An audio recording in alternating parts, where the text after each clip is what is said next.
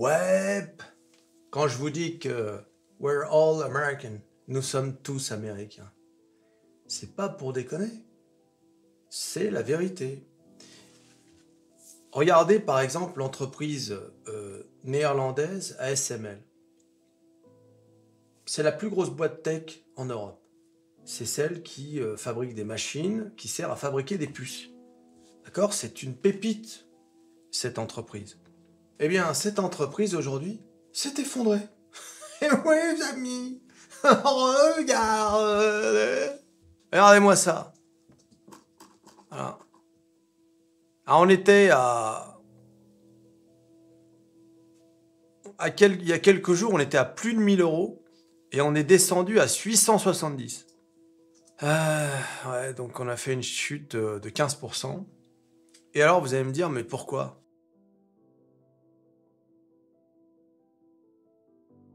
Eh bien, parce que l'administration américaine envisage de durcir les restrictions d'exportation vers la Chine. Or, ASML, son chiffre d'affaires, c'est 50% avec la Chine. D'accord? Vous allez me dire, mais c'est quoi le rapport? C'est une entreprise européenne, on n'en a rien à faire des restrictions des Européens, des Américains. Non. Nous sommes sous protectorat américain, et les États-Unis disent quoi? Ils disent, si jamais vous avez dans vos produits le moindre composant américain, eh bien nous vous interdisons de l'exporter. Tu vois un peu? D'ailleurs, quand bien même ils auraient 0%, ils continueraient de nous interdire. Ne l'oubliez jamais, l'Union européenne n'est ni plus ni moins qu'un protectorat. Nous sommes sous protectorat américain. D'accord? Ah oui. Voilà, nous ne sommes pas indépendants. D'ailleurs, c'est marrant, mais quand je dis ça sur Métamorphose 47, la plupart des abonnés sont d'accord dans les commentaires.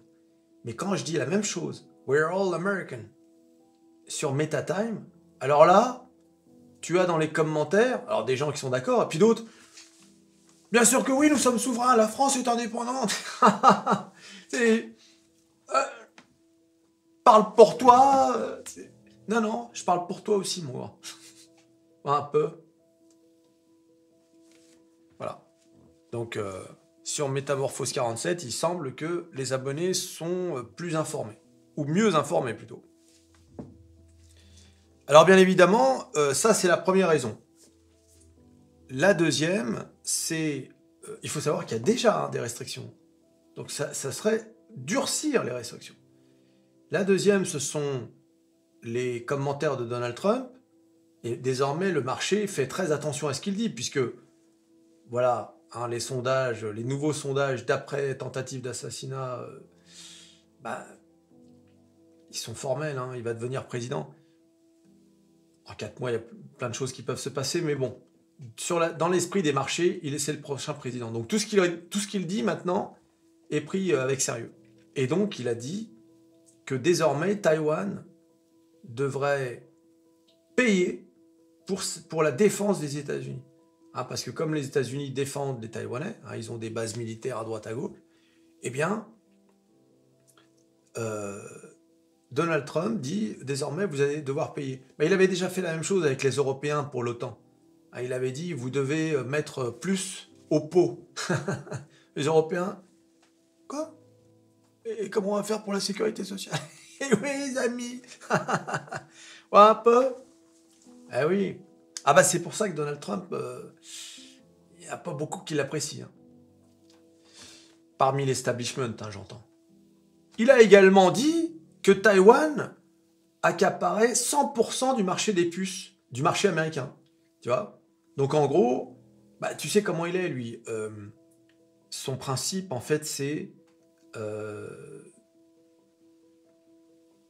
il faut que, quelles que soient les transactions, il faut que ça profite avant tout aux Américains. Voilà. C'est comme ça. Et c'est pour ça qu'il applique des taxes supplémentaires sur les produits, certains produits importés, etc.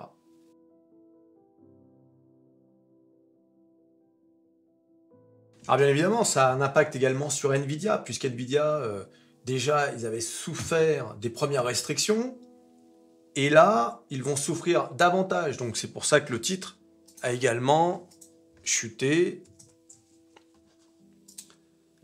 On a chuté de moins 6%. Hein, on est à 118 dollars. Alors, pour ceux qui ont la mémoire courte, je rappelle qu'avant le split, ça faisait quand même 1180 dollars. Hein. D'accord? On en aurait rêvé. Hein. Voilà. Mais bon, voilà, on a quand même corrigé par rapport au plus haut de pareil, hein, 15%, comme à SML. En revanche, ça profite un peu à Intel, qui a pris 1, quelque chose pour cent. C'est pas énorme. Mais bon, en fait, ça profite à qui? À quiconque produit sur le marché américain, sur le sol américain. Comme d'habitude, hein, l'idée c'est ça. Hein, c'est toujours aussi dans la logique de l'IRA. Là, pour le coup, démocrates, républicains, même combat. Il n'y a qu'en Europe, en fait, où on se fait avoir à cause des intérêts divergents parmi les États membres. Les Allemands ne veulent pas punir les Chinois. Enfin, quand je dis punir, c'est-à-dire restreindre avec des taxes, etc. Pourquoi? Parce que ils ont peur de la représaille chinoise, puisque les Allemands vendent beaucoup de choses aux Chinois. Donc ça, c'est pour ça que les intérêts sont divergents. Donc l'Union européenne a beaucoup de mal à se positionner sur ce sujet. Alors TSMC, bien sûr, souffre également. TSMC, le Taïwanais. Eh oui, bien évidemment. Donc c'est pour ça qu'aujourd'hui, il y a beaucoup de casse dans le milieu des chipsets. Mais bon, et c'est paradoxal parce que les fabricants de puces, ou ceux qui sont impliqués dans la fabrication de puces, eh bien, sont bénéficiaires. C'est-à-dire qu'ils ont des bons résultats grâce à l'intelligence artificielle. Et c'est ça le paradoxe. Donc c'est pour ça que, à mon avis, tout ça est passager. C'est juste une mauvaise passe. En tout cas, pour ceux qui voulaient se positionner sur ces valeurs, eh bien, toutes ces baisses sont les bienvenues. Est-ce que ça va continuer de baisser? C'est possible que ça baisse encore. Mais il ne faut pas rêver. Ces entreprises vont reprendre. Et je pense notamment à Nvidia. Nvidia, comme je vous ai dit dans la vidéo précédente, ils sont en train de travailler sur la simulation. Et ça va faire d'Nvidia le top du top des entreprises dans le monde, quoi. La simulation, c'est-à-dire Metaverse. Hein. Donc là, je vous ai dit, hein, c'est le truc qui va changer le monde. L'autre news, j'en ai parlé il y a quelques jours en disant qu'il y avait un analyste qui voyait l'entreprise à 215 €, c'est bien sûr Téléperformance, la sauce, oh, moins 7,5%, on est même descendu sous les 100 €.